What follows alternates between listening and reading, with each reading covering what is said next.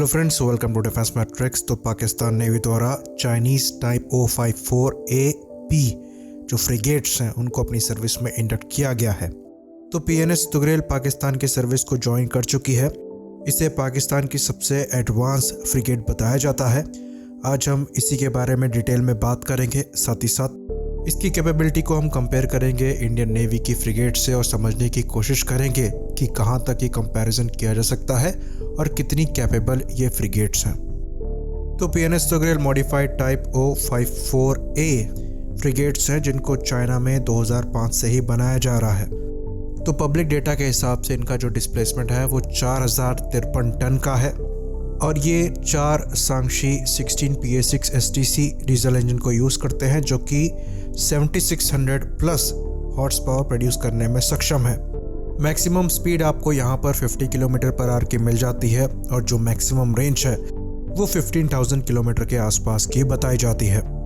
बात इसके वेपन्स की करें तो वेपन्स में ये 32 सेल यानी कि 32 सेल के वर्टिकल लॉन्चिंग सिस्टम के साथ आता है, जिसमें ये कैरी करता है अपनी HQ-16 surface to air missile, साथ ही साथ U-8 anti submarine rocket launchers, जिनके बारे में हम डिटेल में आगे बात करेंगे। बाकी एंटी शिप रोल में ऐसा कहा जा रहा है कि इसमें 4 CM-302 सुपरसोनिक क्रूज मिसाइल आती हैं जिसकी मैक्सिमम रेंज जो है वो 280 किलोमीटर की बताई जाती है। बाकी इसके कुछ क्लेम्स और काउंटर क्लेम है जिनको हम आगे डिस्कस करेंगे। तो यहाँ पर जो मेन गन है वो PJ-26 है जो कि 76 मिलीमीटर के राउंड फायर करने में सक्षम है। ये रशियन AK-176 की कॉपी बताई जाती है। बाकी क्लोज इन वेपन सिस्टम में ये टाइप 730 CIWS को फायर करने में सक्षम है जो कि 7 बैरल 30 मिलीमीटर के राउंड्स फायर करता है। तो ये जो क्लोज इन वेपन सिस्टम है ये डच गोलकीपर की कॉपी है। बाकी टॉर्पीडोज की बात करें तो यहाँ पर 324 मिलीमीटर के टॉर्पीडो ये फायर करने में सक्षम है जो कि 2 साइड लगे हुए हैं 3 के नंबर में, यानी कि टोटल 6 हैं। यहाँ से ये U-7 टॉर्पीडोज को फायर करने में सक्षम है। ये छोटे या फिर लाइट वेट टॉर्पीडोज हैं। बाकी यहाँ पर टाइप 726 18 ट्यूब डिकॉय रॉकेट्स भी हैं और ये एक हेलीकॉप्टर को कैरी करने में सक्षम है। बाकी सेंसर्स पे आते हैं तो यहाँ पर जो मेन रडार है ये SR-2410C AESA रडार है जो कि मैक्सिमम 250 किलोमीटर की रेंज के साथ आता है एक्टिव फेज में, और पैसिव फेज में इसकी जो रेंज है वो 500 किलोमीटर के आसपास की बताई जाती है। बाकी यहाँ पर टाइप 517 VHF रडार लगाया गया है एयर सर्च के लिए, जो कि लॉन्ग रेंज में एयर टारगेट के लिए सर्च कर सकता है करीबन 350 किलोमीटर तक। पर यह बात आपको बता दें कि ये बहुत ज़्यादा एफिशिएंट नहीं होते, लेकिन अगर इसे कॉम्प्लीमेंट करना है दूसरे रडार्स को जो कि ज़्यादा एफिशिएंट है तो ये अच्छा काम करेंगे। आगे बढ़े तो बाकी चाइनीज़ डिस्ट्रॉयर्स और फ्रिगेट्स की तरह ही यहाँ पर टाइप 344 रडार को भी लगाया गया है जो कि multi functional fire control radar है जो कि मेन 76 मिलीमीटर की जो गन है उसे कंट्रोल करता है। बाकी यहाँ पर 4 टाइप 345 रडार दिए गए हैं जो कि 30 किलोमीटर तक स्कैन करने में सक्षम है। ये short range surface to air missile को गाइड करते हैं, साथ ही साथ जो क्लोज इन वेपन सिस्टम्स हैं उनको भी गाइड करते हैं। आगे बात करें तो यहाँ पर 2 RM-1290 नेविगेशन रडार भी दिए गए हैं जो कि आई बैंड की फ्रीक्वेंसी पे काम करते हैं। तो ये सब आप सामने इन्फोग्राफिक्स पे देख सकते हैं। तो अब वेपन्स को विस्तार में समझ लेते हैं। ये फ्रिगेट्स पाकिस्तान के पहले ऐसे फ्रिगेट्स हैं जो कि वर्टिकल लॉन्चिंग सिस्टम के साथ आए हैं।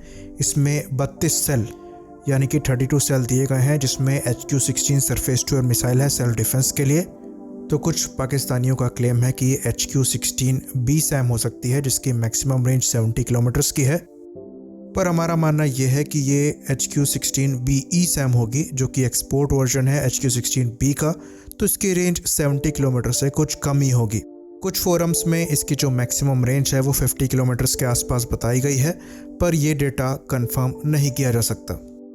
तो यहाँ पर हम एक्सपोर्ट वर्जन को लेकर कॉन्फिडेंट क्यों हैं, इसके पीछे जो रीज़न है वो ये है कि जो बाकी सिस्टम यहाँ पर लगे हैं वो भी एक्सपोर्ट वर्जन ही है ओरिजिनल चाइनीज़ वेपन्स के।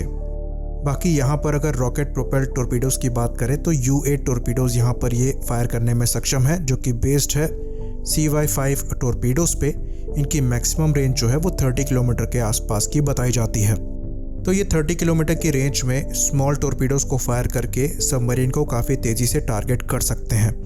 बाकी इंपॉर्टेंट वेपन की बात करें तो ये एंटी शिप मिसाइल के तौर पर CM-302 मिसाइल को फायर करने में सक्षम है, जो कि चाइनीज़ YJ-12 मिसाइल पर बेस्ड है। ये एक क्रूज मिसाइल है और सुपरसोनिक क्रूज मिसाइल है, जो कि मैक्सिमम 280 किलोमीटर की रेंज में टारगेट को डिस्ट्रॉय करने में सक्षम है।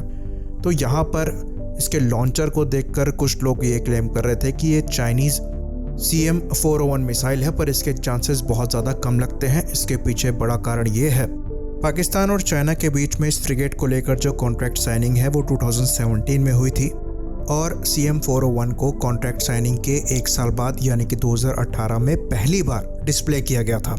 तो ऐसी कोई रिपोर्ट नहीं है कि बाद में ये चीज़ ऐड करी गई कि CM-401 को लगाना है इन फ्रिगेट्स में। CM-302 की बात पहले से चल रही थी। दूसरी चीज़, CM-401 एक क्रूज मिसाइल नहीं है। CM-401 एक सूडो बैलिस्टिक मिसाइल है शौर्य की तरह, यानी कि ये पहले एटमॉस्फेयर की एज पे जाती है, फिर वहाँ से ये टारगेट की तरफ गिरती है और थोड़े मनोवर्स को परफॉर्म करने में सक्षम होती है, करीबन मैक 6 की स्पीड तक रीच करती है। तो ये स्पेशली बनाई गई थी टाइप O55 डिस्ट्रॉयर्स के लिए, जिसमें ये अभी तक नहीं लगी है। साथ ही साथ इसका जो एक्सपोर्ट वर्जन होगा उसकी मैक्सिमम रेंज जो है वो 290 किलोमीटर्स की होगी। तो इतनी कम रेंज के लिए ये मिसाइल सेंस नहीं बनाती है। दूसरी चीज़, अगर ये टाइप O55 डिस्ट्रॉयर में लगेगी तो उसमें जो पहले से ही क्रूज मिसाइल लगी है उसे कॉम्प्लीमेंट करेगी। ये मिसाइल कॉम्प्लीमेंट करने के लिए बढ़िया है, पर टोटली अगर आप एंटी शिप रोल के लिए इसे यूज़ करते हैं तो ये क्रूज मिसाइल जितनी सक्षम नहीं रहेगी। तो जो चाइनीज़ वर्जन होगा CM-401 का, उसकी मैक्सिमम रेंज 1800 किलोमीटर तक होगी, जो कि सेंस बनाती है एयरक्राफ्ट कैरियर वगैरह के अगेंस्ट में। तो पाकिस्तान के हिसाब से ये मिसाइल सेंस नहीं बनाती है, इसके बारे में कहीं न्यूज़ भी नहीं है। तो इसके बहुत अच्छे चांसेस हैं कि यहाँ पर CM-302 क्रूज मिसाइल ही यूज़ करी गई हो। तो करीबन 4 ऐसी मिसाइल जो हैं वो यहाँ पर लगी हैं। बाकी टोरपीडोज़ की बात करें तो यहाँ पर 3 टोरपीडो लॉन्च ट्यूब्स हैं 2 के सेट में, जो कि छोटे 324 मिलीमीटर के टोरपीडोज़ फायर करने में सक्षम है। यहाँ पर ये U7 टोरपीडोज़ को फायर करते हैं, जो कि मैक्सिमम 10 किलोमीटर की रेंज के साथ आते हैं। तो एंटी सबमरीन रोल में इनके जो फ्रिगेट्स हैं वो ज़्यादातर डिपेंडेंट हैं अपने U8 रॉकेट लॉन्च टोरपीडोज़ पे, क्योंकि इनके जो लाइट वेट टोरपीडोज़ हैं वो ज़्यादा रेंज देते नहीं हैं।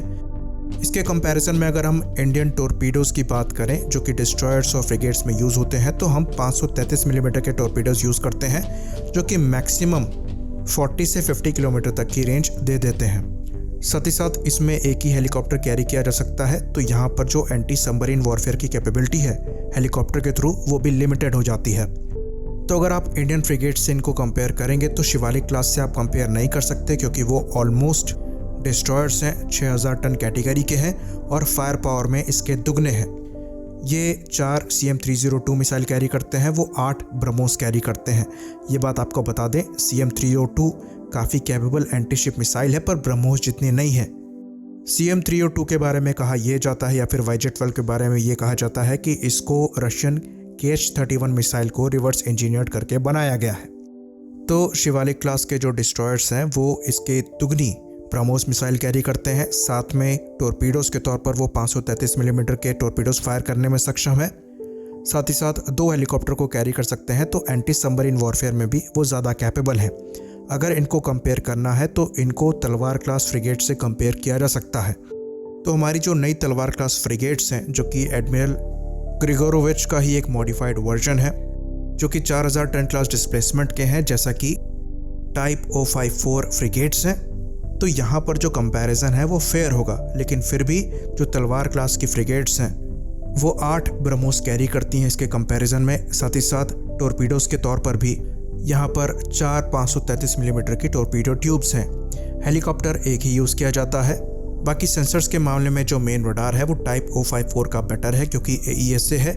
वहीं पर जो तलवार क्लास की फ्रिगेट्स हैं वो फ्रिगेट M2M रडार को यूज़ करते हैं। रेंज के मामले में इसकी जो रेंज है वो 230 किलोमीटर्स की है, वहीं पर जो टाइप O54 के AES से रडार है उसकी रेंज 280 किलोमीटर के आसपास की है। बाकी सेल्फ डिफेंस में जो SQ-16BE मिसाइल है वो थोड़ी बेटर है तलवार क्लास की 3S90M मिसाइल से, वरना एंटी शिप रोल और एंटी सबमरीन रोल में तलवार क्लास को एज है। आई होप चीज़ें क्लियर रही हों। इसी बात पर हम इस वीडियो को ख़त्म करेंगे। लाइक करिए, सब्सक्राइब करिए। जय हिंद।